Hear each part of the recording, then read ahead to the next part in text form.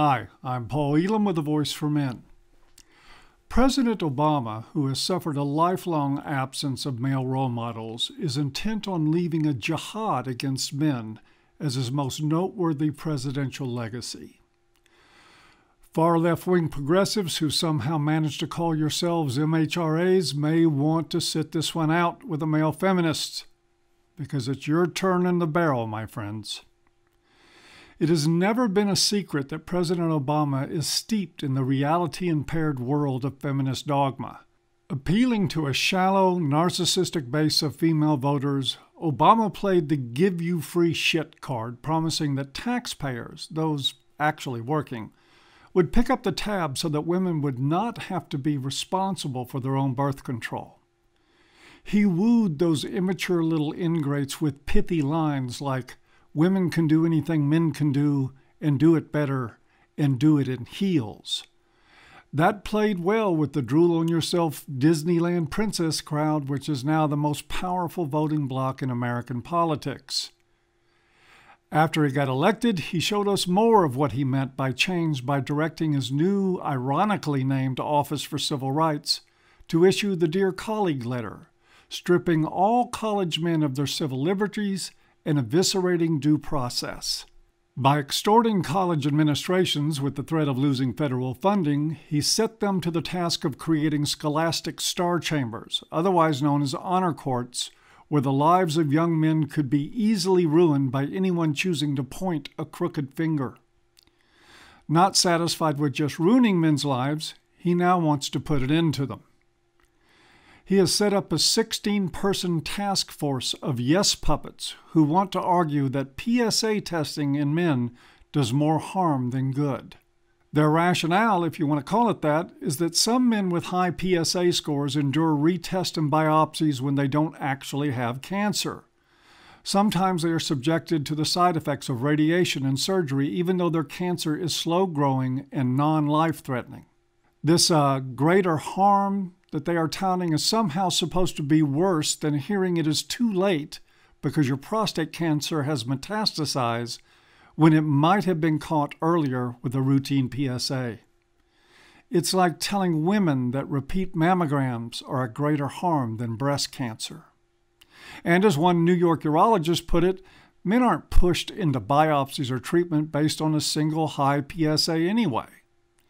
So what you're getting from the Obama administration on prostate cancer treatment is, well, brace yourself for this, dishonest. The Obama administration's opposition to PSA testing may have already cost thousands of men their lives. According to David Pinson, a urological surgeon at Vanderbilt University, many doctors stopped ordering the test, allowing cancer to spread undetected. Dr. Anthony D'Amico of the Dana-Farber Cancer Institute in Boston is already concerned. "This is a warning," he says. "It is likely that men will develop more advanced prostate cancer before it is diagnosed and be less likely to be cured." A Journal of the American Medical Association editorial warns of advanced prostate cancer deaths, and I quote, "associated with the decline in PSA screening that has occurred following the U.S. Preventative Services Task Force recommendation," unquote. I got to tell you, the irony of how departments and task forces are named under President Obama is getting thick. But don't worry, when Hillary is president, she will fix all of this because she loves men so much. Obama's plan to implement this forced death policy is simple. Pay doctors to kill men. They will penalize doctors who order routine PSAs, issuing them demerits. Doctors who follow President Obama's wishes to pass on ordering the test will be rewarded with a high-quality rating from the government, and they will get paid more money. Think about that for a moment. Medical care is much more cost-effective if you toss doctors some blood money instead of saving patients. The cool part for President Obama is that as long as you're just killing men, very few people are likely to notice or care. So far, that mentality has worked like gangbusters in the VA medical system, which figured out a long time ago that a dead vet is a patriotic and inexpensive vet. This is the kind of place that gynocentrism takes us.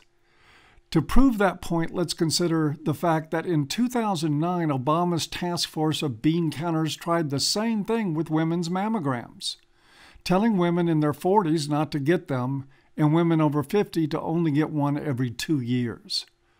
Of course, physicians and feminist advocacy groups rebelled and the task force backed off. In a society that won't even take decent care of its war vets, such a reaction on behalf of men is doubtful. Perhaps the most shocking reality check on this story comes from Dr. Ezekiel Emanuel, the Obama administration's overlord of health policy. He says he does not want to live past 75 and won't engage in any treatment or take a PSA test. Isn't that exactly who you want in charge of your health care? A guy who doesn't give a damn if he lives or dies and in fact has picked an arbitrary age line he doesn't want to cross. One can only speculate that for this man, leaving behind a policy that wipes out untold thousands into the future is probably sound medicine. When it comes to men, he will probably get his way. Well, that's it for my talk today. If you're enjoying the content I produce here, please subscribe and like this video so it gets passed around. Also, there is a link in the low bar if you want to subscribe to AVFM as a supporting member. Finally, donation and Patreon links are in the low bar. Thanks for listening, and see you next time.